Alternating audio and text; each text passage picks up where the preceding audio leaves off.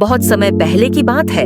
एक छोटे से गांव में एक बूढ़ी अम्मा रहती थीं। सब उन्हें अम्मा कहकर बुलाते थे। अम्मा अकेली थीं, लेकिन बहुत दयालु और मीठे स्वभाव की थीं। हर रोज अम्मा अपने छोटे से बगीचे में सब्जियां उगाती और कुछ मीठी गुड़ की रोटियां भी बनाकर बच्चों को बांटती। गांव के बच्चे स्कूल से लौटते ही अम्मा के घर भागते और कहते, अम्मा रोटी दो। अम्मा हंसकर कहती, पहले मुस्कान दो, फिर रोटी लो। एक दिन गांव में बहुत तेज आंधी आई। कई घरों की छतें उड़ गईं, पेड़ गिर गए, लेकिन अम्मा ने अपने छोटे से घर में सब बच्चों को शरण दी। अम्मा ने गुड़ रोटी बांटी और सबको अपनी पुरानी कहानियां सुनाई। बच्चे डरना भूल गए।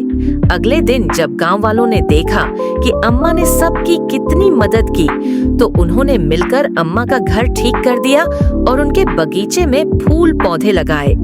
अब अम्मा अकेली नहीं थीं, पूरा गांव उनका परिवार बन चुका था और अम्मा की मीठी रोटियां और मीठी बातें सबको हमेशा याद रहीं।